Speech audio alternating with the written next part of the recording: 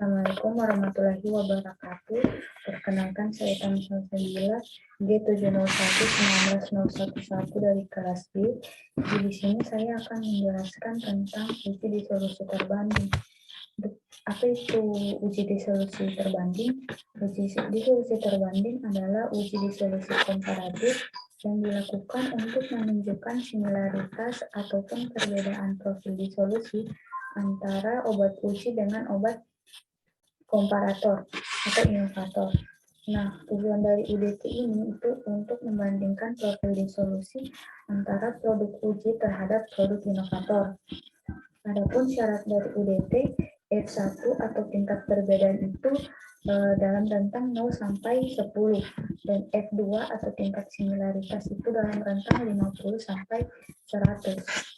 Nah, untuk mekanisme kerja alat disolusi tester, alat ini memiliki prinsip kerja dengan dua cara, yaitu alat disolusi tester yang terdiri dari sebuah wadah tertutup yang terbuat dari kaca atau bahan transparan yang inert dengan suatu bahan logam yang digunakan oleh mesin dan keranjang yang berbentuk silinder dan dipanaskan dengan panas air pada suhu 37 derajat Celcius. Yang kedua, jenis alat laboratorium yang digunakan adalah yang terdiri dari daun sebagai dayung dan batang sebagai pengaduk. Batang berada posisi sedemikian sehingga sumbunya tidak lebih dari 2 mm pada setiap titik dari sumbu vertikal wadah dan berputar halus tanpa goyangan.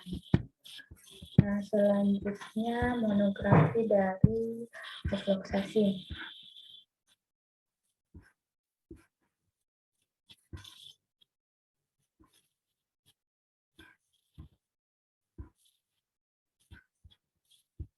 Tapi dari ofloxacin itu sendiri,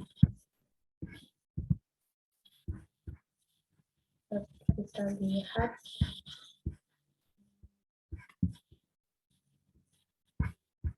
di sini tablet ofloxacin untuk media disolusi itu 900 ml asam hidroklorida 0,1 N dengan arah tipe 1 100 per menit waktu 30 menit.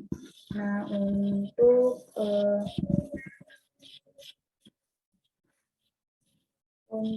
panjang gelombang serapan maksimum ofloxacin lebih kurang dari 260 nanometer.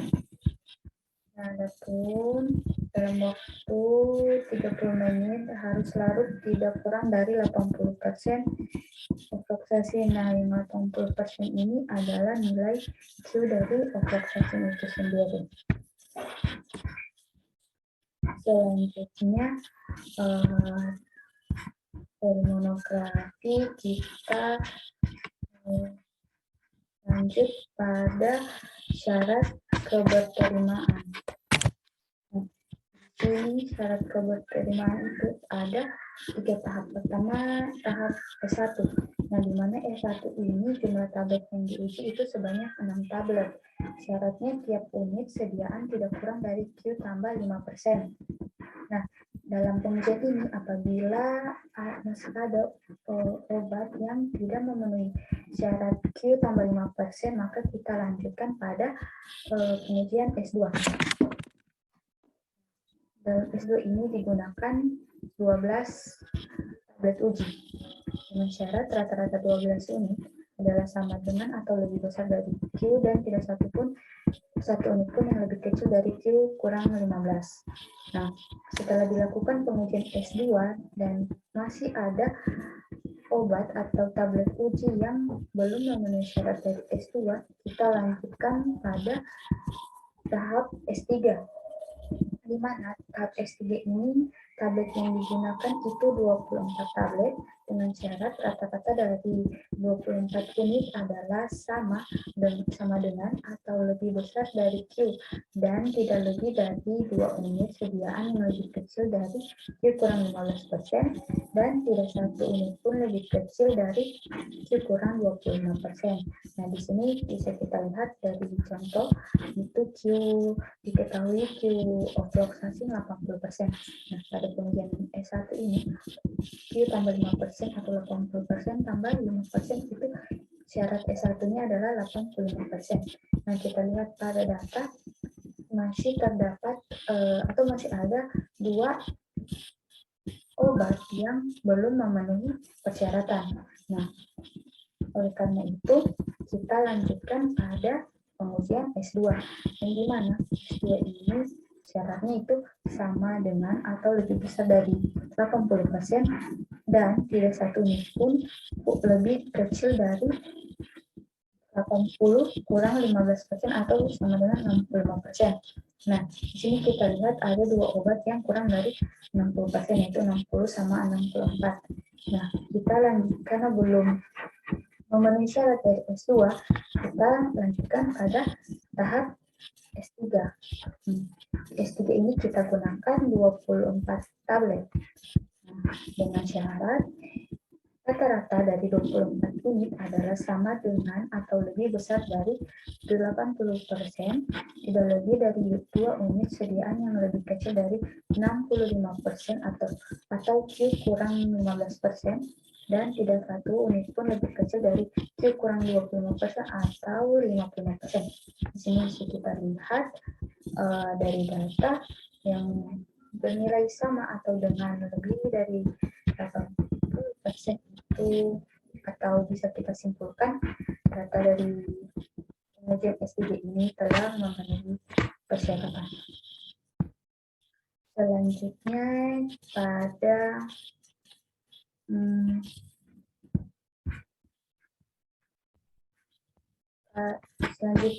pada penggunaan aplikasi. Di sini kita gunakan aplikasi Bootstrap.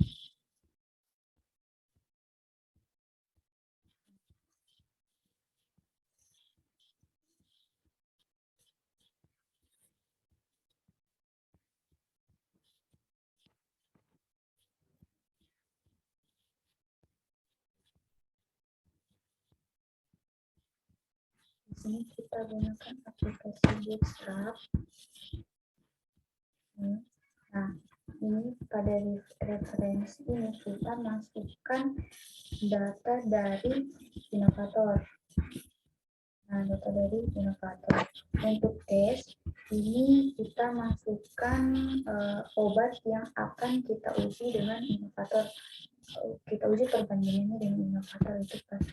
Di sini saya gunakan obat untuk obat A. Nah, pada bootstrapping parameter ini number of bootstrap itu 5.000.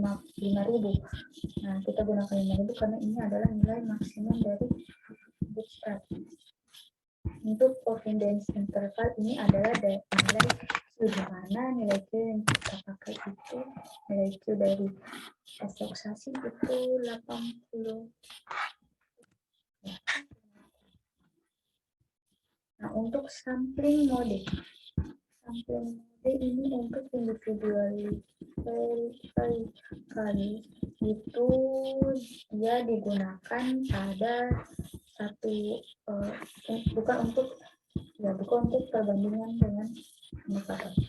Kemudian yang kita gunakan ini adalah Wolf factors, di mana kita akan melakukan perbandingan inovator dengan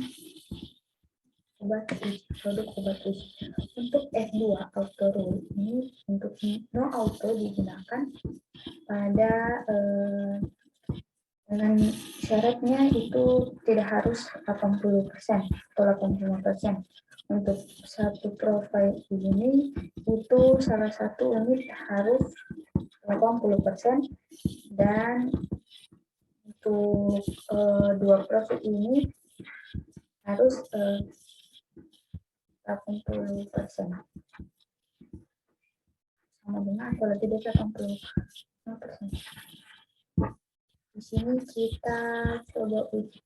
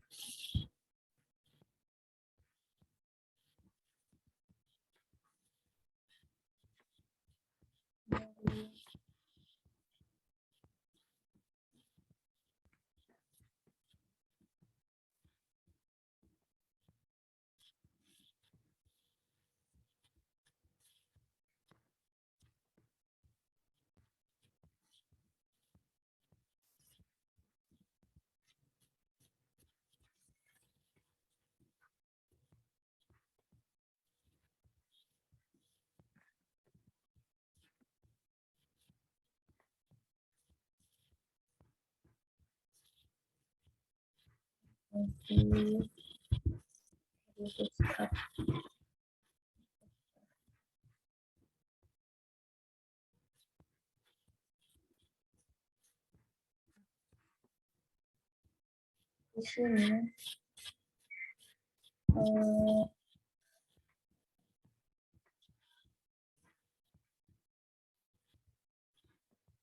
ini kita dapatkan nilai dari F1 itu 6,4 dan F2 61,98, di mana berarti F1 ini tingkat perbedaannya obat A sama indikator itu hanya dalam rentang yang kecil. Untuk F2 obat A termasuk similaritas dengan obat indikator atau ekivalensi. Nah, kita lihat dari grafik ini. Pada grafiknya menunjukkan kesamaan atau yang bisa kita bilang obat A ini ekivalen dengan indikator. Kemudian kita pada obat B.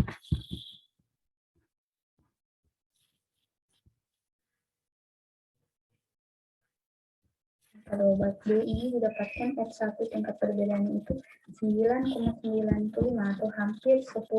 Di mana obat B ini hampir perbedaannya itu hampir besar dengan dibanding dengan indikator, dan untuk similaritasnya itu atau F2 itu 51,82.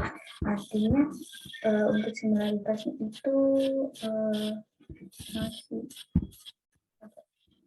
ini. Untuk similaritasnya hampir sama, tapi agak jauh. Ini pada grafik bisa kita lihat pada titik-titik ini dibanding indikator terdekat ekivalen dengan